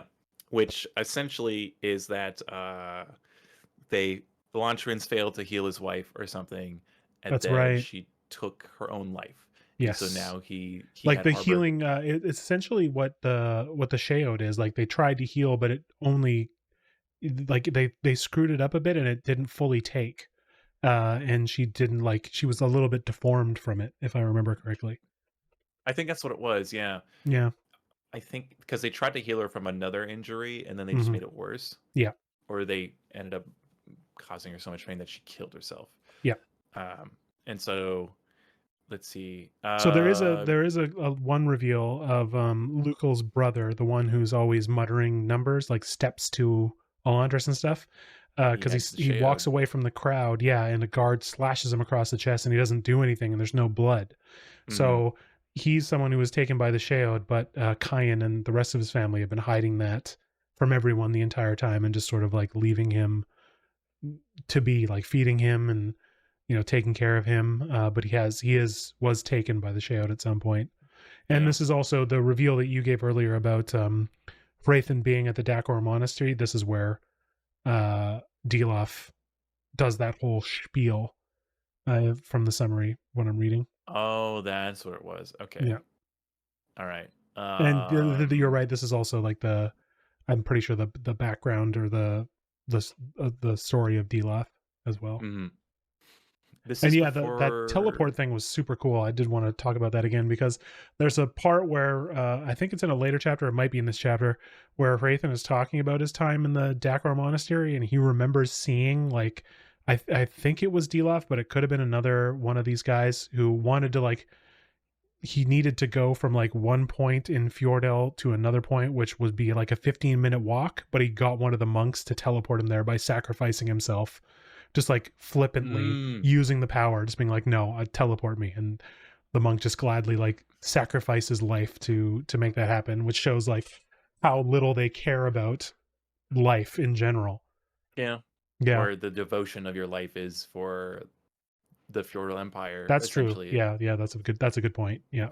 Which, is also pretty fucked up. So yeah, for sure. Yeah. Yeah. Thank you for reminding me that. It just reinforces how much of a monster Dilaf is. I think this is way after his wife passed, so I think he just doesn't care anymore. Yeah, he's gone at that point. Yeah. And so like the end of this chapter is where they finally do get him to the pool. And the entire time we're getting the descriptions of sort of how Raoden's mind is working. Like he's trying to come back to consciousness, and he's getting these visions of the Aeon Reo, and things are happening. And he does manage to get back to the surface of consciousness as he's put into the pool. And they thought, like, Galadon and Karada put him into the pool thinking he was going to dissolve like the rest of the people, but he gets up and like he's screaming. He's like, and he needs to like stagger out of the pool because he's on a mission. He's figured something out. Sword in his gut. Don't want to be a stick in the mud, but That's one way to call it. Yeah. yeah. I think does it reveal? Okay, remind me then. Do we have a reveal later that you have to accept letting go to be dissolved? I Right? Because I think, yeah, remember. I remember something along those lines too. Like you have to, it's not just like, it's not like an acid bath, you know, where Mhm. like you don't have a choice. I think you have a choice when you step into that pool to Yeah. become part of the whatever, the Yeah. magic. Because I think that's what forces Raoden to get out or to become conscious again or to regain his consciousness. Was that Possibly. Yeah. when he was in the pool, it was like beckoning to him and like tell him to like let go and just, you know, be free or something like that. Yeah. Yeah. And That then makes that's where he sense. gets the visions of like everything like when everything like it's starting to like make sense in his mind of what he has to do to make things to work. And Hmm. so he like jolts himself to do the deed, shall we say. Hmm. Okay, so this is where the Sanderlanche is overpowering me, and I'm gonna have so many different events all over the place. There's So 6 different this point of view characters in this there's chapter. so many. So I'm gonna start with the Teod Palace. This is where Throthan and Serena they somehow break free from Dilaf. Hmm. I do recall that they Yeah. also barge into Evanteo's throne room, Yep. and Dilaf says, "Yo, surrender. You know, you're gonna lose. You know, tell everyone to back off. You This is know, don't also make it worse." where Dilaf tries to attack Rathan, but we find out his armor is real. It's not for show. Like he tries to stab him and Yeah, he's that's wearing his right. armor and the knife like goes It off or bounces whatever. off. Yeah. He goes, Which I thought "Huh?" was funny. It's such a. I think that's where he. I think that's the breakaway point where he like books it with Serena or Hrathen. Yes, I'm pretty sure. Yeah, Yeah. yeah. Let's see here. No, Dilaf. Okay, that's right. So Dilaf in front of Evanteo was like, "I'm gonna slit your daughter's throat," and then Hrathen attacks Dilaf Hmm. or deflects it or something, Yeah. and then Dilaf out of rage like stabs Hrathen, but fails to do so because of his Yep. armor. And And Hrathen has a gauntlet too from armor, and he smashes Dilaf in the face mhm. with it, and then they book it. Then they book it. Yeah, yeah, Yeah. yeah. And then Hrathen gives like a quib or something like that. He's like, "Nothing I do is for show." And then he hightails it or something. Yo, Hrathen is my favorite character. He's pretty cool. Ah, Yeah. he's pretty cool. This is And also, then so go ahead. Yeah, go ahead. no, they're just like weaving through the alleyway. And then we jump to Raoden, Hmm. Jumping out of the like pool. jumping out of the pool. He's like walking somewhere, like almost like running, and He's like running down a mountain to get back to Kay and to Elantris because he's yeah, figured something out. he figures something out, and so he's like rushing past everyone. Galadon and Karada are like running after him, like trying to call out to him to stop and slow down. They're But he's also just booking it. when he does get close to the bottom of the mountain, Galadon and Karada are the ones protecting him from the guards who are attacking him. Yes, They're that's right. protecting Raoden. Yeah, They have the makeshift swords that Hoyd had given them. that's right. Yeah, So Karada sadly dies or she gets does. She gets her head decapitated. chopped off, which sucks. When I was reading that, it's Yeah. like, she was so close to like, because he's gonna fix everything and everyone's gonna be fine, and she was like right there, right at the finish line, and then she just, I felt bad for Well, her. yeah. I mean, well, here's a. I don't. Well, it doesn't. It does no mention of her coming back to life. But I thought if you got your kid cut off, that's not like you're still alive technically, right? It's only when you're like Yeah, completely burnt away that you have nothing it's true. to I mean, she doesn't recover come from. back, so I don't know if Rayoden's able to heal that. If he Yeah, is, then maybe good for not. him. Mm, That's pretty good. I mean, anyway, so she dies because she's Yeah. got no mention of her coming back at all later on. Galadon Um, also gets stabbed, somewhere in the body as well, He gets but he's still stabbed. alive. Yeah. Yeah. He he gets a lance through his body. It's like Yes. chucked at him. Yeah. Karada gets beheaded. But then Raiden does something in the meantime, like while they're all getting attacked. Yes. He's like drawing out a big line, or he's drawing something in the sand. Hmm. And then what's he drawing though? I can't remember. So he's drawing. There's a giant Aeon that's in the ground, and it powered Elantris. This is my understanding, Mm. and that Aeon was missing the chasm line. When the that's the reason why the city sort of like lost its luster and all of that stuff, because the power was no longer flowing through it, because that giant Oh. image in the ground did not have the correct landscape. Hmm. Yeah. So when he does that, when he puts that line where it's supposed to be, Mm-hmm. that unleashes the power. I guess maybe like this certain Aeon needs to be on the ground somewhere, and that's how it channels the power through the areas. Not exactly sure how it works, but yeah, that essentially fixes it. This is what starts sort of it shifts the power to be in the favor of Our the good heroes. guys. Yeah. Yeah. Yeah. Okay.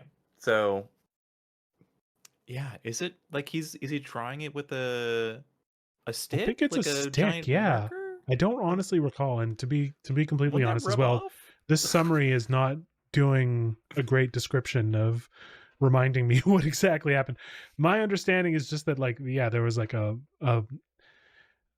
image on the ground that sort of channeled the power to Elantris, and it was missing the chasm line.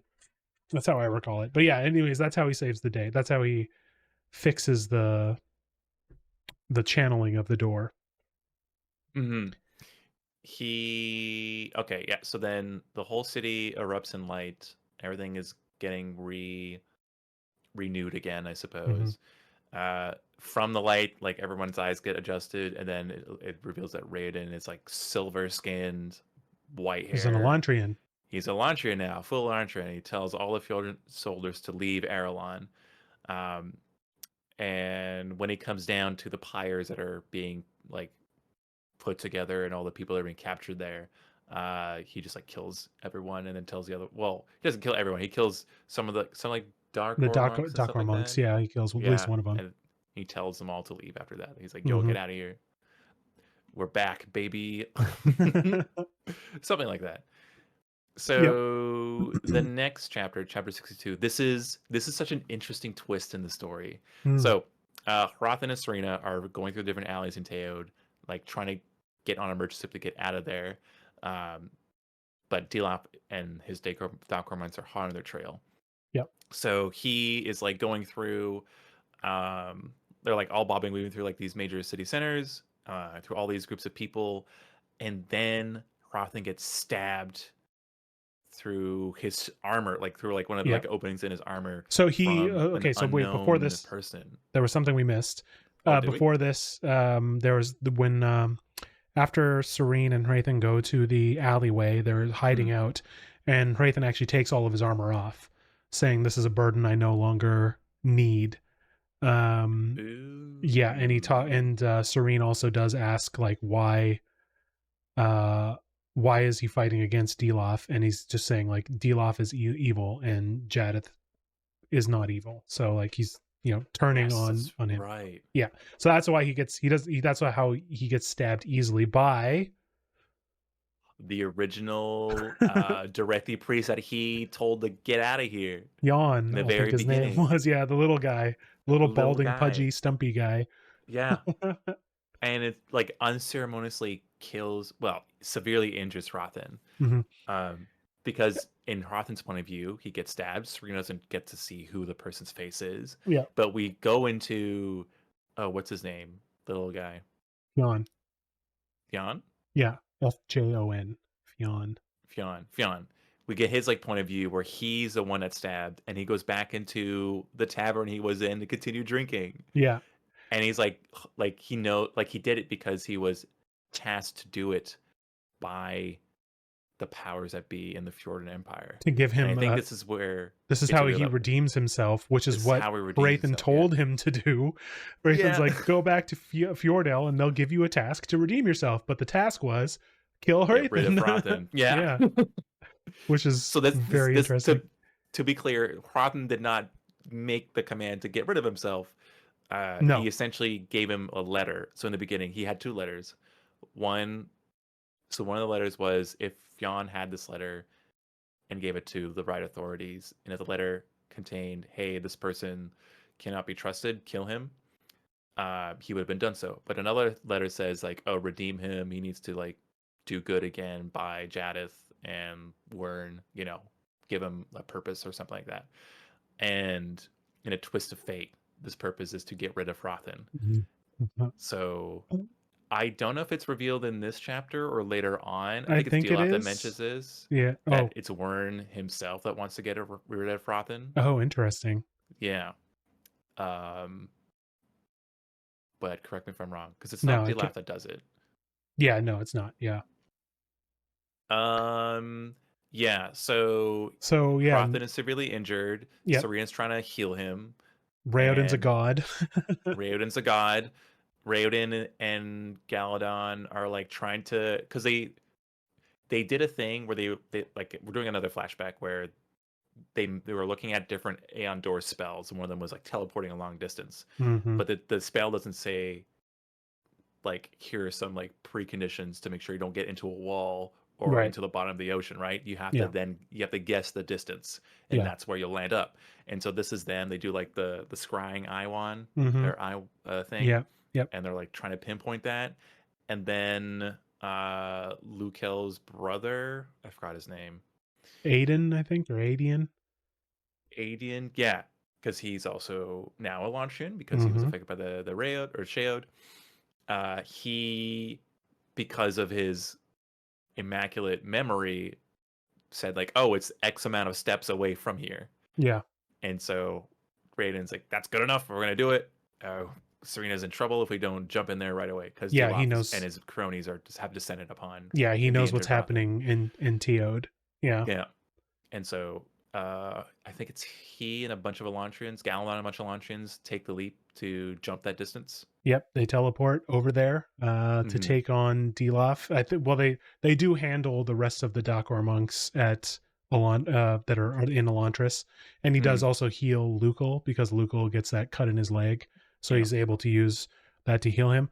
But yeah, he does teleport to Teod. And then he confronts Dilaf and the Dakor monks there, so he can draw aeons that'll like shoot energy beams or something at them, if I remember correctly. Yeah, it's like a bunch of lasers. Let's see here. So the monks are like super fast and super strong, so they're not easy to fight. And during this sort of kerfuffle, Evanteo is able to get away.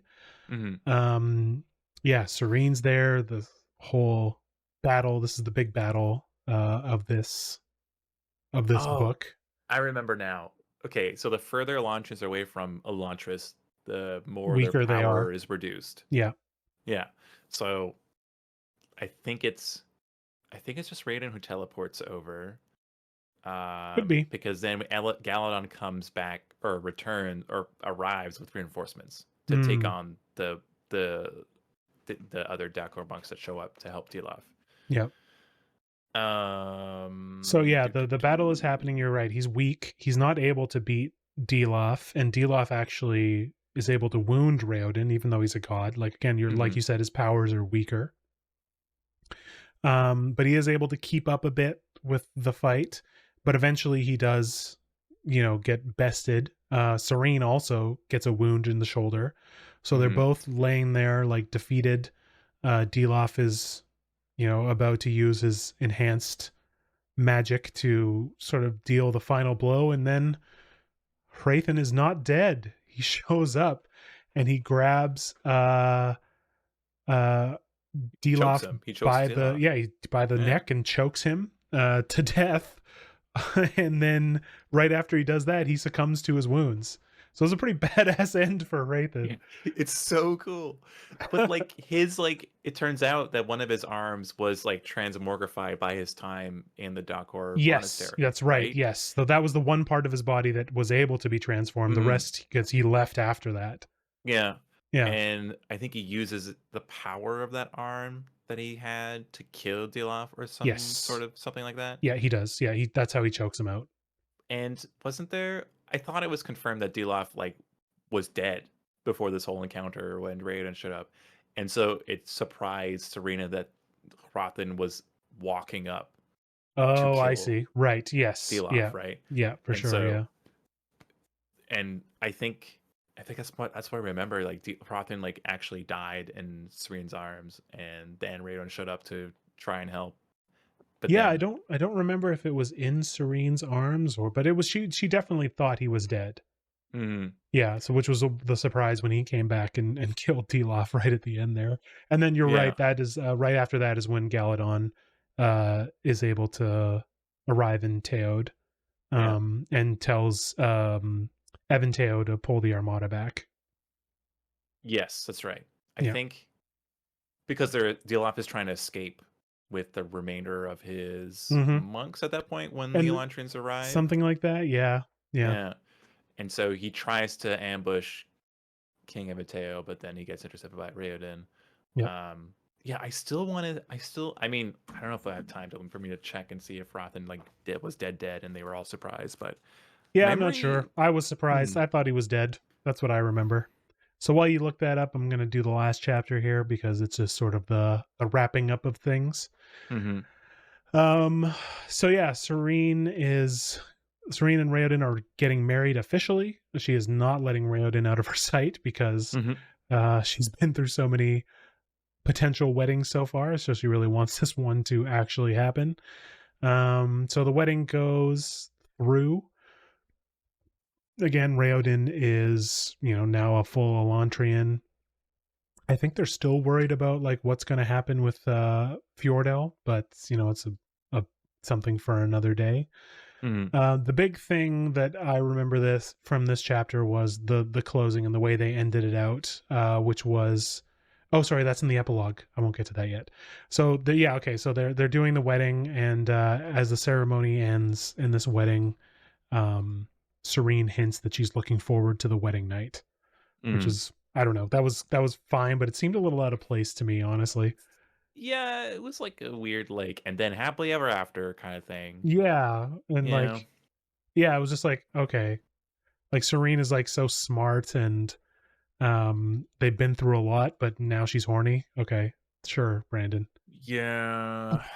Yeah, she mentioned something like, yeah, the like wait till you bed me or something. I'm just like, Yeah, okay, all right, easy little up out of there, character for cowboy. me. Yeah. Yeah, a little out of character. Yeah. Um, okay, so I found a passage here where all three of them are surprised to see Harathan like walking up to all three of them, Hmm. Serena, Raoden with Dilaf like looming over them. And it's a point of view of Raoden where he notices a figure and Dilaf like follows his gaze to see Harathan like walk up slowly behind them all, like staggering a bit, but like holding his wound. So I guess he wasn't technically dead. Mm. Um, but essentially, Dilaf like launches at Harathan, cursing his name essentially, strikes him with the blade, but it gets caught by Harathan's mutated arm. And Ah. Dilaf is surprised by that he didn't realize that he had developed an ability at his time at the monastery. And so Harathan like throws off, like fights him off, like whacks his sword aside and grabs him by the throat and lifts him up in the air. And so like as Dilaf is like struggling to like Yeah. stay alive and like lashing out at Harathan's like standing up straighter and straighter. It's such a badass scene. That's And awesome. then I Yeah. think he just he Rothan stood tall. This is page 608. Rothan stood tall, ignoring Dilaf, though the monk began to swing at Rothan's enhanced arm with his short sword. The blows bounced off, so Dilaf swung at Rothan's side instead. The sword bit deeply into his flesh, but the Yorn didn't even grunt. Instead, he tightened his grip on Dilaf's neck, and the little monk gasped, dropping his sword in pain. Rothan's arms began to glow. The strange twisting lines beneath Rothen's skin took an eerie radiance as the Gjorn lifted Dilaf off the ground. Dilaf squirmed and twisted, his breath coming in gasps. He struggled to escape, prying at Rothen's fingers, but the Gjorn grip was firm. Rothen held Dilaf aloft, as if towards the heavens. He stared upward, towards the sky, eyes strangely unfocused. Dilaf proffered some sort of holy offering. I butchered that sentence. The Gjorn stood there for a long moment, immobile, arm glowing, Dilaf becoming more and more frantic. There was a snap. Dilaf stopped struggling. Rothen lowered the body with a slow motion, then tossed it aside, the glow in his arm fading. He looked towards Raiden and Serena, stood quietly for a moment, and then toppled forward lifelessly. Yeah, that's definitely cool. Crazy cool. Such a badass ending for this guy. Yeah, it was great. So it's all wrapped up in the epilogue, which I thought was really nice. So a week after the wedding of Raoden and Serene, the throne is all settled. This is the happily ever after. They are burying the sort of heroes of this war. So there's a grave for Royal, Aendel, Karada. There you go. Iadon and Seolin and Prathen. And Serene gives a speech about the contributions that Raoden made to Elantris, and the way they end it is that Prathen should be remembered as the savior of Erelon, which is what he thought he was from the very beginning of the book. Is the first chapter that he was introduced in. He said, "I am not something to these people. I am their savior." So I thought that was a really, really nice, good callback, poetic way to wrap it up. Yeah. And you've got your book in front of me. Can you check? Is there like a postscript at the very, very end? Because I'm seeing one. Yes, but it's like I thought it was like an introduction to another book. There is an introduction to Mistborn there. Yeah, preview to Mistborn. Is there anything? There's a glossary of the different spells. Yeah, the Ars Arcanum is usually what it's called. That's it? That is it, yeah. Okay, so in the summary, there is something here that is a postscript that I was not in my book. Oh, interesting. So maybe it's not. I can't find that one. Yeah, maybe we'll revisit it. I mean, I could read it to you if you're interested. There might be a little bit of. I don't know if there's too many. Okay, I'll read it to you. There's not too many. Do you got it in front of you, or do you want me to read it? I'm the postscript. I'm reading it right now. Okay. So I'll read it out just so we can go over it. So Hoyd stands beside Devotion's perpendicularity. You're not supposed to know what that is. And unwraps bandages from his face. He is surprised that his face and hands appear the same, and he did not transform into an Elantrian. He's accompanied by a dark, hovering sphere who trades witty banter with him and who accuses Hoyd of failure at his attempt to transform. Hoyd says that he is not disappointed, and he sees beauty, that there are still secrets to investigate, and that he loves puzzles. Hoyd steps into the perpendicularity and vanishes. So the perpendicularity is the pool. I'm not going to tell you what that means. I'm not going to tell you what devotion is. So it's a little spoilery, and it's weird that it wasn't in the... postscript appears in the 10th anniversary edition. That's why. Okay. Anyways, so that's a little interesting thing. We'll find out what all these things are later. But that shows you a little bit more about what Hoyd is about. So that was a lot to cover. I think we should wrap it up quickly with, how do you feel about your first Sanderson book? It's really good. Yeah? I enjoyed it a lot. It is a very distinct style of writing. Very much different than any other ones I've had. Yeah, his prose is very like matter of fact, right? Like it's not like it's all like he said, she said, which is okay. There's nothing wrong with it. But I know a lot of people do like a little more flowery writing. Yeah, I'm reading a book right now that I don't enjoy reading because one of our mutual friends made a deal with me to do a book exchange. Okay. So I gave them one of my favorite books to share, and they gave me one of their. She gave me one of her favorite books to share. What book is it? Did you want me to go grab it? I just want to know what it is. Oh man, I'm trying to read it from far away. Um, it's Happy Place by. Oh my god, Emily I can't remember. Henry? Oh, you got it. There you go. Yeah. So it's Google a for. rom com. Oh, good God. Yes, exactly. So the style, like her style and Sanderson's style, are contrastly different. So Right. Sanderson, like I said, very matter of fact, like a thing is taking place. Here are the characters' reaction to it. Nice and clean. Finish it up. Moving on. Hmm. In Emily's book, it's a character says something, and then we go into a a movie scene from how the character thinks about it Oh, emotionally and how horny they are about it. And 2 pages goodness. later, they respond saying yes or no. So I'm just like Okay, that's very frustrated by different. reading this book. I'm just like, what is happening? They haven't resolved the conflict they introduced a quarter of the book ago. They haven't Yeah. even like moved on to the next day. Oh, Yeah. I'm Not so my kind mad. of book. Camille, if you're listening, it's killing me. It's not your cup I of tea. hope That's fine. it's not. Okay. I haven't asked her about the book I lent her, which is Hydrogen Sonata by Ian M. Banks. So Oh, it's a God. totally different. Diving into the deep end there. Jeez. Ooh, Uh, hey, you know what? We Hey, both it's fine. agreed. Yeah, that's fine. Um, okay, so are But you looking this forward to Elantris is more good. Sanderson? Yes, I am very Okay. much am. My fingers on the pulse for this Amazon shopping cart of hardcovers. For Because I can't Mistborn Book find 1, them. yeah. Which should be the Final Empire. This is what Yes. it's told. So, Book one okay. of seven. Yes. So, Ugh. okay, let's get into it. So we got any closing thoughts on Elantris before we move on? I hinted that Dilaf was kind of a lame character. Like, Yeah, it's just the not your payoff favorite. for him, Yeah. which just was not satisfactory for me. Mm-hmm. I totally thought he was going with a different direction. I didn't think it was going to be I am the Machiavellian character this whole time. You know, I Mm, was the one behind the scenes who wanted to destroy the world, not right. just some arrogant wannabe who just ends up making botching things up even worse or something like that. So Right. Yeah. yeah, I that's the only thing I just disliked about it. Mm-hmm. Yeah. The weird iodine is part of a cult thing kind of is interesting. Mm-hmm. Uh why would he do that? I thought his whole character was I'm Mr. Logical and money and business. Yeah.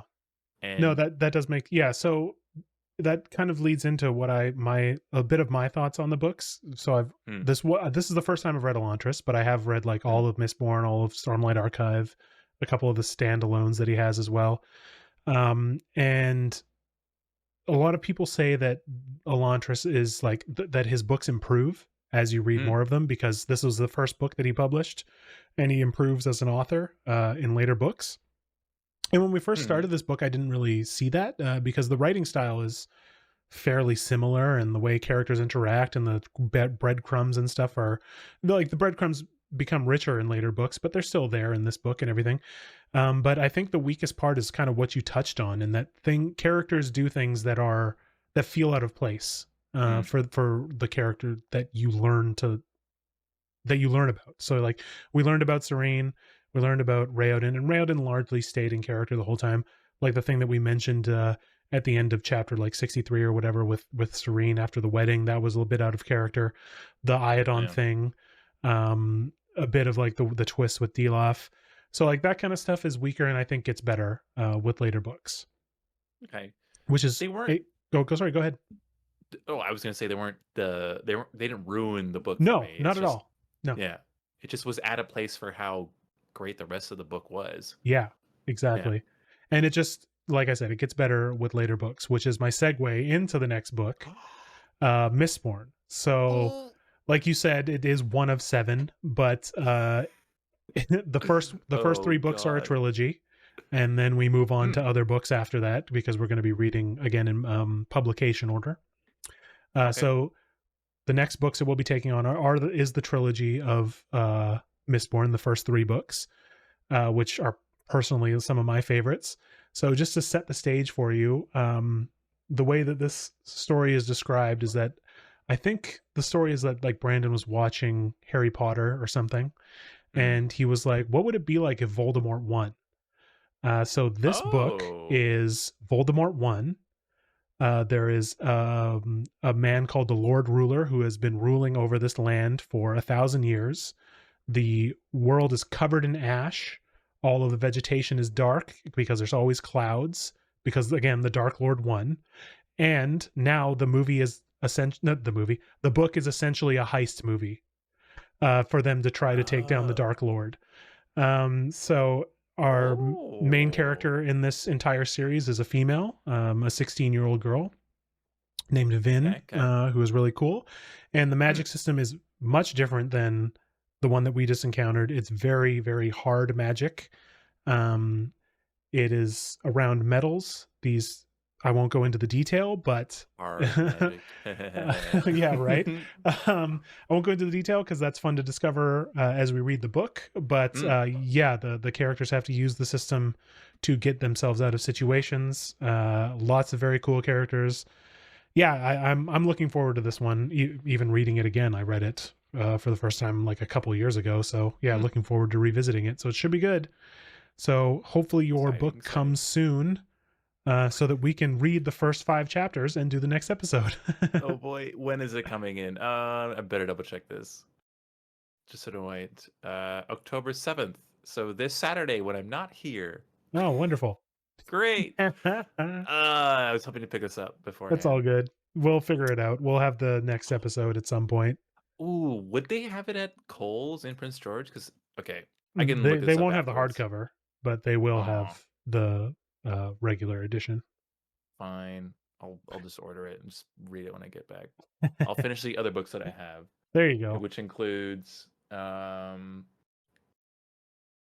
Valor for our Hmm. John book Gwynn. club, Yeah. by John Gwynn, and then we have Bullet Train from. Oh yeah. I'm always going to say the author's name, but I'm going to make sure I remember it properly. And the book, come along with me to find the author's name. Bear with me, everybody. And it is, but oh my goodness, where is it here? Author Kotaro Isaka. Mm. It's what the movie was based off of, right? Yes, exactly. Yeah.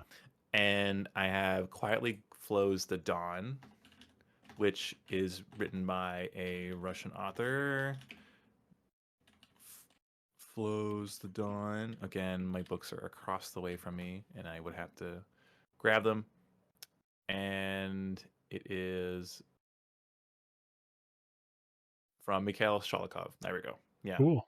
Nice. So there you go. You Yeah. can catch up on those. Um, that was The Happy Elantris. Place by Emily. Blah, blah, blah. That was Elantris. We're moving on to Mistborn. Woo!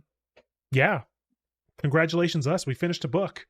Hell yeah. Took We us have another forever. 10 years to finish Mistborn. Oh, God. It's gonna be fun. Oh, man. What about my books I want to share, huh? Well, we made an agreement. We got to get through the Cosmere first. Oh, God. That's true. Yeah. I did Wait till sign we a get to contract in my Stormlight, man. blood. Well, I'll just be reading other books There we in go. the interim. All right.